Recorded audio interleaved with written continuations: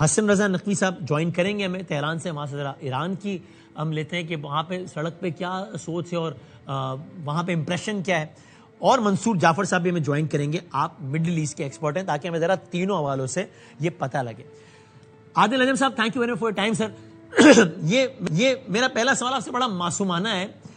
یہ جو کل جو تقریر فرمائی ہے موصوف نے بذریعہ سوشل ٹروتھ, جو پتہ نہیں 18-20 لائنیں چھوڑ دی ہیں, اس کا آسان الفاظ میں مطلب کیا ہے؟ وہ یہ آپ کے خیال میں تھاٹ پروسیس کیا تھا جس کے بعد یہ ٹرمپ نے کہا کہ یار یہ کچھ ممالک ہیں, یہ ہمیں کہہ رہے ہیں کہ یار یہ ہم تو پھنسے ہوئے ہیں, زیادتی ہو گئی ہے, اور میں ان ممالک کو ذرا ہرمز سے نکلوانے میں مدد کروں گا. اور میں ایک ڈیولپمنٹ بتانا بھول بھی گیا ناظرین کو, ظاہر ہے کہ اس دوران ایک اور اہم کام یہ بھی ہوا ہے کہ ایک جو ضبط شدہ ایرانی جہاز تھا امریکہ کے پاس, اس کو امریکہ نے چھوڑ دیا ہے, وایا پاکستان چھوڑا ہے, پاکستان کے حوالے کر دیا, یہ بھی ہوا ہے. سر پہلے بتائیے گا اس تقریر کا کیا مطلب تھا ڈونلڈ ٹرمپ کی جو بذریعہ ٹروتھ سوشل فرمائی ہے موصوف نے کل؟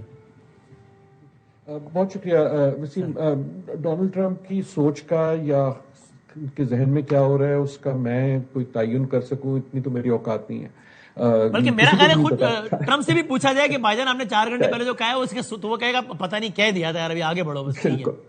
بالکل. اور لیکن جیسے آپ نے ابھی بالکل نئی باتیں بتائیں کہ بہت کچھ ہمیں سڈنلی جو ہے نا بہت ساری نوائز مل رہی, اور میں نے یہ لفظ انگریزی کا خاص طور پہ استعمال کیا, نوائز, شور کہہ لیں آپ, کہ یہ نوائز ہے. اور نوائز اور سگنل میں فرق یہ ہوتا ہے کہ کئی بار جب آپ کسی سیاستدان کی بات سنتے ہیں, اس کی تقریر سنتے ہیں, کسی کی بیان سنتے ہیں, پریس کانفرنس سنتے ہیں, تو اس سے آپ اندازہ لگاتے ہیں کہ ان کا سمت کیا ہے پالیسی کا.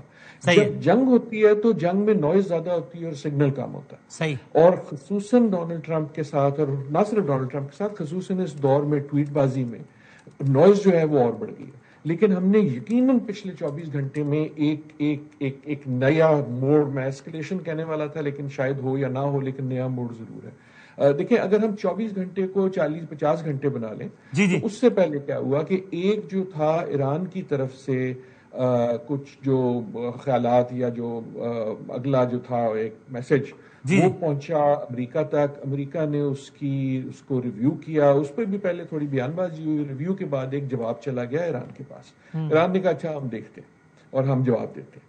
اب جو 24 گھنٹے میں دیکھا ہے وہ دونوں کی طرف سے آپ نے اس کا جواب دیکھا ہے. تو اس کو ہمیں مذاکرات سے الگ نہیں سوچنا چاہیے, یہ مذاکرات کا ایک طرح سے حصہ ہے. ایک تو مذاکرات میں وہ ہے نا جو ملاقات ہوتی ہے, اور ایک ہوتا ہے کہ جو پیغام رسانی ہوتی ہے, لیکن اس کے علاوہ بھی جب بولی چلتی ہے, جب جہاز چلتا ہے, تو وہ بھی میسیجنگ اور سگنلنگ ہے. اب ہوا کیا کہ ڈونلڈ ٹرمپ نے, جیسے آپ نے بالکل کہا, انہوں نے ایک ٹویٹ کی, ٹویٹ کو چھوڑ دیں, اس کا جو